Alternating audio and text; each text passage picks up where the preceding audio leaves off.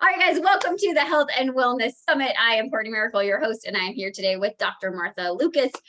She is a practitioner of Chinese medicine and has so many amazing gifts. So today she's actually going to talk to us a little bit about women's health and normal cycles and all that fun stuff. So Martha, welcome to the show. How are you today? Thank you. I'm great. Good. All right. So why don't you just start? You can give us a little introduction and then maybe just explain to us, what does a normal period look like? Okay. So yes, I am a practitioner of Chinese medicine. I both practice and teach worldwide other acupuncturists how to do actually my pulse diagnosis method, because it's a little, it's pretty unique in the world of Chinese medicine. So my specialty is diagnosing the cause of your condition. Whereas some people might just be like, oh, you have that, I'll just do this prescription. I want to find out why your period isn't normal or why your pain is happening. So I work that way with everybody is a different picture for me. It's probably part of my research scientist background that I'm curious, right? That's what researchers do. Like, we want to know, why does that do that, or why, or can I change something that's already happening? So with the period, unfortunately, at least in the US, we have come to think of the normal period as one with PMS. Like, so many women, I'll be taking their pulses and I'll say, oh, how are your periods? Because I can tell they have some clots, or maybe they've got some fibroids. And really, like 95% of them say, oh, it's normal. It's pretty normal. And I'll ask, well, so you don't have any clots, PMS, breast tenderness, blah, blah, blah. Oh, yeah, of course I have that. That's normal, right? Right. That's not right. They think that's normal. And I'll say, no, that isn't normal. Those are things that can be balanced out. The normal period, if you can think about the normal blood flow of your period, like you do urination and bowel movements, right? Those two things are, urination and bowel movements are our body letting go of something it didn't use, right? It's letting go of what we might call waste products. Well, your menses, your period blood, is the same thing. It's blood you didn't use that month because you weren't pregnant. You didn't need to build up your blood. So it literally should just fall out. Like, don't even know it's coming. It falls out. No cramps, no nothing. So I get a lot of information, like with my patients who are suffering through fertility challenges. I get a ton of information about what their period looks like. You know, if they say, oh, yes, it's nice red blood, no cramps, lasts about 4 to 5 days. Okay, that's pretty close to a normal period. But when they say things like, oh, yeah, I can tell it's coming because I have 2 days of cramps ahead of time. Now, in Chinese medicine, those cramps are due to, they could be several things. Stress. Stress is one of the things that will make us have a crampy period, because stress tends to stagnate our blood flow. Okay, so there's that. But there could also be, if it's not red blood, it could be that your uterine wall isn't very well oxygenated. Just like when you go to the gym and you overuse a muscle and lactic acid builds up there and you have pain, the same thing can happen with the muscle of your uterus, is that there's not enough oxygen in there for it to, move smoothly. And so you get things like cramps or blood that's a little more brown. In other words, it's been stuck in there for a while. So how do you, can I ask how you add more oxygen? Like, how do you get it more oxygenated? Well, you do that through opening up the channels with acupuncture or acupressure. So usually when there's some sort of pain or brown blood, there's a problem with the oxygen and blood flow to the uterus. So in Chinese medicine, there are several channels called extraordinary channels that actually deal with reproductive issues. So I would check those, like, do we need to get one of those open up to get more blood into the uterus?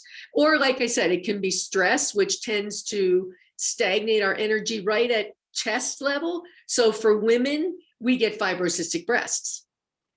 And what that is stagnation. It's emotions that we need to talk about. Like, I'll tell people, if you had a bad day at work and you're kind of angry with your boss, I know you're not going to go right up to your boss and say, you're a bad boss, right? But you can say that in the car on the way home. Yeah. You have to move the energy for sure.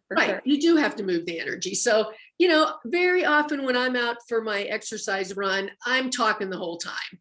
just because I need to get it out. I need to get these things said. Maybe it's somebody I don't want to, or it helps me figure out a way, saying it out loud helps me figure out a way to say it to the person. Right. Without being super, super angry about it. Yeah. So, so those are a couple of things. Also, obviously the normal period is impacted by some birth control devices, right? Like I just had a young woman this morning tell me she was going to get on, I forget the name of it, something that makes you not have a period. Right. Well, I said, okay, your period is a flow, right? It's the flow of something that you haven't used that month. So I always say, it's my advice would be, if you have to use birth control, try to use something that still allows you to have a period, that protects you while you're sexually active, but allows you to have a period too. Because I think in the long run, let's say you're 20 and you want to start having children at 28 or 29 or 30, when you've been taking hormones for that long, your body may not bounce back so fast. I mean, we've all known women who got off the pill or got off their birth control and the next month they got pregnant. Their body bounced back just like that. But there's kind of an energy around telling your body, don't get pregnant, don't get pregnant, don't get pregnant for 10 years. And then you say, get pregnant. Yeah. So, and plus the hormonal thing. Do you see any, this is just curiosity, like physical, so people that don't have a cycle, do you see any physical repercussions of not, does your body just not build up the blood? I've always wondered how that works.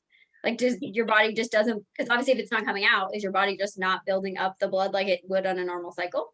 It might depend on what the hormone is that you're taking. Okay. I mean, and of course, some of it just does get stagnated, and that would be clots. That would be brown blood, old stagnated blood. So it really does depend on what the birth control unit does. Somehow or other, it's making your body think it's pregnant, right? So some of them make your body think it's pregnant. So yeah, that would be a different situation. Then some of them, like some IUDs, just irritate the wall of the uterus enough that the egg won't implant. It can tell, this isn't a good situation. So it really depends on what method it is that you're on. Yeah. And your advice on making assumptions is as much non-hormonal birth control as possible? Well, yeah, just because, we women have a lot going on with hormones already. Right? Yes, we do. without us putting an extra thing in. Yeah. But pretty much every birth control unit or birth control protocol involves hormones. Back when I was younger, they had the Lippy's loop, which was an IUD, just a piece of plastic that they put in there, and it just irritated your uterine wall enough so the egg wouldn't implant. I really do think that over the last 40 years since I had children, they all have some hormonal component to them. Right. So, it's just something for a woman to think about, especially if you're young and you're thinking you want to have children someday. It is just something to think about, like, what are the long-term effects of me using this particular hormonal product? That would be a question to ask your gynecologist. Just like, hey, I'm young, I want to get rid of my acne, I want to get rid of my cramps. Frankly, I don't want to have a period at all. But if I take this thing, what does the research show my body will be like in 10 years from now? Right. Okay. So for women that have normal or rough periods, right, that are having, breast tenderness and cramping and bloating and that kind of stuff. Obviously you said you can help them if you can see them physically. What other things can they do, or can you help them with to start to make those easier and more what should be normal? Okay, well, one of the things we can talk about is diet. For example, a super simple thing is iced drinks. Iced anything can create stagnation in your body. So you drink an iced drink, your digestion has to adjust a lot to the temperature of that, and it can create your digestion to stagnate a little bit. Well, whenever we need blood flow, warmth is better than cold. Right. So like bone broth, especially if your periods are tiny, Like if you have a big crampy period and just a little tiny bit of blood, like a day or just some spotting, something like bone broth would help build that up, would help that flow better. So, bone broth is something easy to make. Another thing is what I do online is I teach acupressure. So I teach you, it's just a hand model, literally like all the organs and the head and the neck on the hand. And I show people where the uterus is, where the ovaries are. We palpate a little, you can just use a pen for that. You don't have to have a special instrument, and have them palpate, and where the sorest spot is, that's where they would treat. Quote unquote treat. That's where they would rub, or maybe I send them some what are called acupressure tapes, where there's a little seed on the back of a tape and you can put that tape on there. There's even color therapy. Use a marker and mark that area. So I like to, that's a way that I can teach women at home, no matter where they live in the world, how to help treat their uterus, their whole reproductive system, to work a little bit better every month. So as far as like cycle timing, right? We've all been told it should be 28 days. What's your opinion on that? Is that actually true? Does it really depend on you, or is that really, should it be close to 28 days? Well, because it's so individualized, I usually give a range. I'll say like 26 to 29 or 30 days. A little, shorter than 26 or longer than 30 is a little bit out of the range of normal, but it doesn't, I don't think it has to be exactly 28 days, So yeah, if it's earlier than that, every 3 weeks, okay, we need to look at that. Why isn't your body holding the blood in? What's the problem that it makes the blood come out early? And then again, if it's longer, what's going on there? Why isn't your cycle running pretty much on around the 28 days like we're used to? So that's what I can tell in pulse diagnosis.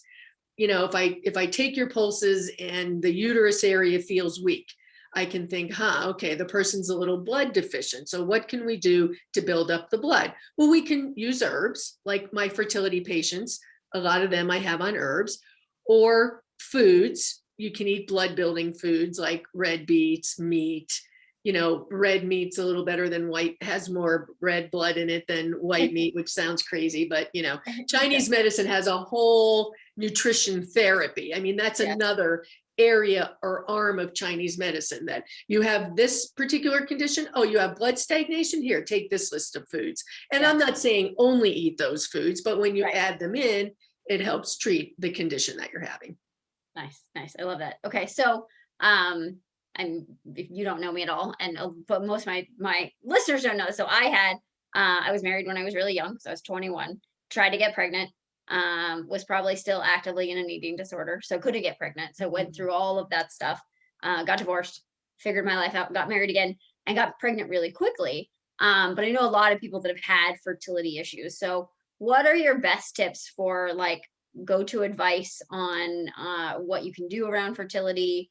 Or can you tell us a little bit more about how you help people with that? Because I know we talk about stress, like that's probably one of the most stressful things you can ever go through, in my opinion. But you're like, oh, don't stress about it. And you're like, right, because they're checking me to see if I have any eggs, or to see if this happens, or now you got to go home and, and have intercourse with your partner, because maybe it would work. Right. And so what's some of your best tips and advice around that kind of stuff? You're right. Stress is definitely a blocker of the uterus. There's just no doubt about it. So my fertility patients, I try to say, okay, you're doing everything you can do. You're in my office, where you're here. We're going to deal with your stress. We're going to get your blood flowing. I really pay very close attention to the period. A lot of women, 1 month of treatment and their period is much more normal. So we watch that. I do recommend, I usually like to recommend Qigong, because it's something you can just do at home. You don't need any equipment or anything like that. You can do it just in your mind, sitting still. You can do a moving Qigong if you like it more like Tai Chi, which Qigong is the mother of Tai Chi. So I do recommend And I also do talk to women. I mean, I'm a psychologist, and I can remember back in school saying, oh, I want to be a research psychologist. I don't want to sit across a desk for 8 hours a day talking to people about their problems. And guess what I'm doing now? I'm more than 8 hours a day talking to people about their problems. And I love it because I have a way to deal with it. Back when I was in graduate school, 3 or 4 decades ago, it was still all about talk therapy, and that just sometimes just really, really makes a firm neural implant of your problem. You know what I mean? Right. Yeah. And yeah. what I can do with emotions around getting pregnant with Chinese medicine is certain emotions affect the body in certain ways. So if the woman is more anxious, we treat that. If she's more sad, we treat that. Lots of women have grief, like maybe they've had miscarriages or their friends are all getting pregnant, and that creates kind of a grief situation, which is held in your lungs. So then they can't take a deep breath because their diaphragm is so tight, and then the blood doesn't get down to the uterus. So it's looking at their pulses and talking to them a lot about, what exactly is going on in your mind. Also, I treat the man.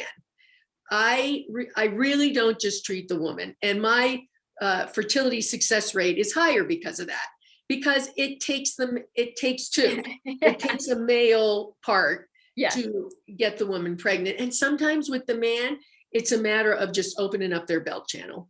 There's a channel that goes around your waist, and if that's blocked, then below it, your reproductive organs can get blocked. And sometimes it's as easy as that. The man is active, or, has been in an accident or something that makes that not work so well. So, but for women at home trying to deal with this, like you just said, it sounds cliche to say, oh, get over your stress. So I don't say that. I say, let's help you with your stress. Like with the acupressure, let me show you a couple of points that would help you deal with your stress. And we have to deal with the thinking part of it, right? Because a lot of, you go through a month of, oh, maybe I'll get pregnant. Maybe I'll get pregnant. Then you have your period, you go down into the sadness of not getting it. And then you level out a little bit and work your way up to maybe it'll happen, maybe it'll happen, maybe it'll happen. But I've had so many men tell me, oh my gosh, like I tell couples have intercourse every 3 days, no more than that. Yeah. The sperm needs to regenerate. Right. So studies show if you have intercourse every 3 days, in a 3-month period, one of those months you're going to hit an ovulation week. Okay. Well, I've had some men say to me, thank you so much for telling my wife that, because it's like you said, you get home from the doctor and they're like, where are you? Where are you? Come on over here right now. And they're like, it's not that they don't enjoy it. It's just, oh my gosh, can we just be natural for a change? Yeah. And you don't, at least that was my experience. I mean, I think my funniest story was I didn't ovulate. I was still probably in an eating disorder, which I was like, no, I'm fine. I wasn't fine. But anyway, we were living with my grandma because I was having a house built, and everyone knew, we'd been at the doctor, and then we get home to my grandma's house, and they're like, what do they say? I was like, well, now we have to go try, right? Okay. How well is that going to go? You're going to go to your grandma's basement. And I love my grandma to death, and she's since passed, but she had 6 kids, and she's like, well, you should. And I was like, no, please do not give me advice on this. I know you had a grandma, you have 6 kids, but please no. But there's so much of that stress, and I have friends going through this right now where it's like, okay, well, you have to do this drug for this long, and then this, and it's like the pressure mounts of the money and the time, and if this doesn't happen in this much time, then we have to do that. And it's I think it's so hard when you're in that framework to not be stressed about it, right? You're like, oh, now I failed again. I can't even get pregnant. So I mean, when women come to me, I try to take them out of that stress a little bit by focusing on the period. I say, look, my rule is you got to give me 3 months. Let's see. You might get pregnant before 3 months, but let me see the male partner. I got to look at both of you. Yeah. And then let's work on the period. And the thing is, whereas modern medicine might just tell you, stop stressing. Right. I can explain the stress to you. I can explain where it's blocking and give you ideas of what to do to unblock that particular thing. So the way I practice Chinese medicine is to help you understand your body. Like I'll ask women, they'll say, oh, I had 2 IVFs and they failed, or 2 IUIs or whatever. And I always ask, oh, well, why did they tell you they failed? Did they tell you why they failed? No, they didn't tell me that. They don't seem to have an idea. And I'm like, oh my gosh, well, no wonder you're under stress, because you're doing all these procedures with no answers. Yeah. Yeah. Well, and I think when you start going through that stuff, it feels so outside of yourself that you're so disconnected. At least I was so disconnected from my body that I had no idea what was going on. And so it never happened. And then later in life, I healed myself. I was eating, I was all of those things, and I got pregnant within months. I mean, it was crazy. We got married in October and I was pregnant. And we got married at the end of September and I was pregnant in November. So it's crazy and I was like, I don't know if I can have kids. So it's crazy when you're taking care of your physical body, where, like you said, nutrition, diet, right? Obviously at that point I was nourishing myself. But it's amazing what your body can do when you've created these stories that you can't, that you can't, I can't get pregnant, whatever, when you start to find that connection. So I love that.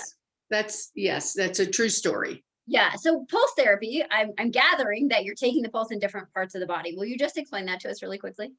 Well, I take it on your wrists. So left wrist, right wrist in the same spot, this end here, using 3 fingers. And according to the theory of Chinese medicine, this represents different parts of the body. So we have your core chi, kidney chi, pre-heaven chi, and then we have digestion. These 2 make up the immune system. And on the other side, I nicknamed this the digestive side, and this side the emotional side. We have your core again. And then we've got emotions, liver stagnation, and then heart, small intestine. So all of these, they're both related with the infinity symbol. That's what I'm feeling, is how is this side affecting this side, affecting this side, and getting all of those reorganized so that this is if your heart is blocked from so much grief, or your lung, well, then this side isn't getting over to the other side. So it's a matter of opening that up, getting everything flowing so that, it's what I call balance. Yeah. I try to retrain your body into the balance it felt prenatally. Because prenatally, we're the Tai Chi symbol, right? Yang and yin in a little circle, floating around in there, unless your mom had a difficult pregnancy or wasn't getting along or something. But theoretically, we're just in there floating around getting everything. So I'm just trying to get your body to remember how to do that. Yeah. Yeah. Oh, I love that. So good. Perfect. Well, can you tell the viewers, listeners, how to get in contact with you, maybe some of the different services that you offer virtually, or if you guys are in Colorado, she's also in Colorado. So can you share a little bit of that with us? Sure. My website is acupuncturewoman.com. And there you can I practice in the Capitol Hill part of Denver and in Littleton, next to a Littleton Adventist hospital in the medical plaza. So at acupuncturewoman.com, you can make an appointment for physical treatment, and you can also make a telehealth appointment. So telehealth is about teaching acupressure for certain conditions. And I also do acupoint essential oil therapy, or even just essential oil therapy alone. I do have an essential oil blend called She, which is about PMS, perimenopause, hot flashes, trying to get pregnant. So those are the sorts of things we can do online. And I even do what I call a Chinese medicine. There's also a talk therapy part of Chinese medicine, because it's so important to say the things. It's important to understand how your body's going to work and get those things out. So, physically I do injections, cosmetic acupuncture, a little bit of a facelift and a neck lift when you can come for physical medicine. But for telehealth, it would be more, acupressure, essential oil, acupoint therapy, talk therapy, that sort of thing.